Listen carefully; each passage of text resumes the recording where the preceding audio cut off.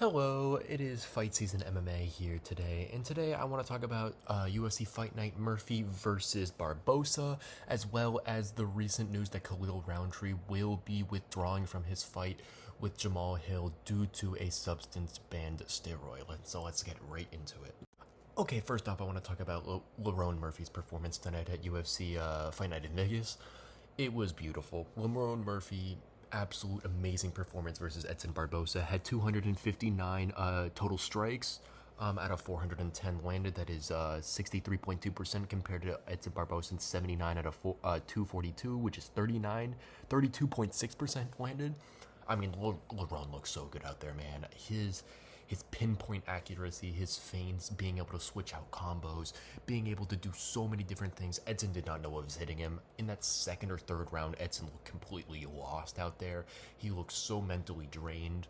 He looked so tired, as well as Lerone kept progressing his strikes, his feints, and all the stuff while throwing in the takedown. I think it was in that third round too that they were in a little exchange, and Lerone just feint a little jab, went down for the takedown, took Edson down immediately.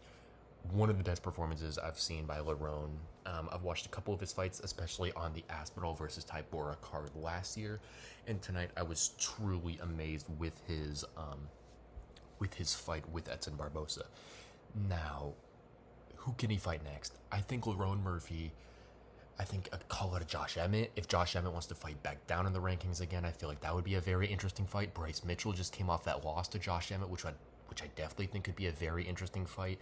Someone like Aljamain Sterling would be fighting up in the rankings. Yair Rodriguez would be a very big jump, but would be someone who Lerone Murphy could be a good stylistic matchup and a very fun fight at their hands. But Lerone has got a lot on his hands within the organization in the UFC, and truly he's a star in the making. Within the featherweight division, and I think there's a lot of people he could give problems to.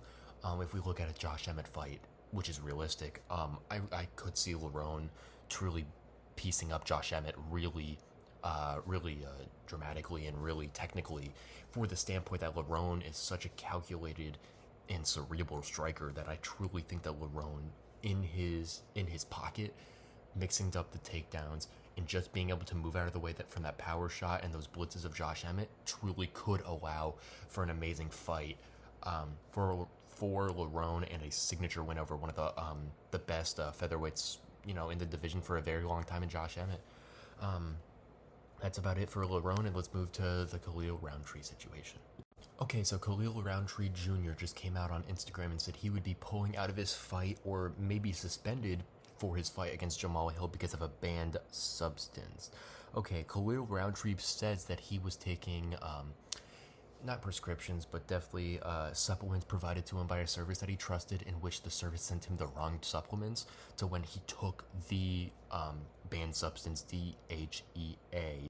Now, DHEA is not banned, it's just banned under the UFC Institute, not for performance enhancing, but I guess for recovery.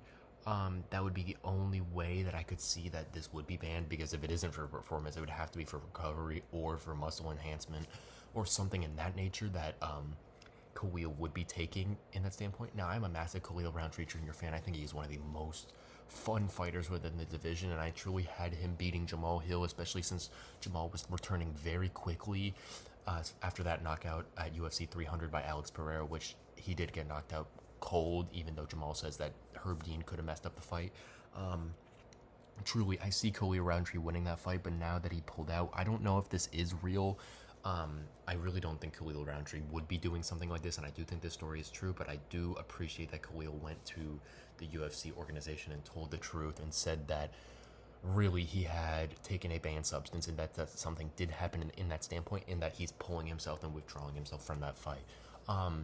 Possible opponents for Jamal Hill, I could see someone like Magomed Ankalaev stepping in if he really does want to fight at UFC 303. I don't know if he would be willing to. Maybe Alexander Rakic, if he would be willing to take a short notice fight. I know he just lost to Yuri Prochazka, but I feel like anyone stepping in on this notice could be very interesting to be able to get someone like that. I mean, Anthony Smith just won his last fight, and I don't know if he would be willing to step in for Jamal Hill, and that's a very big reach, considering Anthony Smith is 11th or 12th ranked in the division.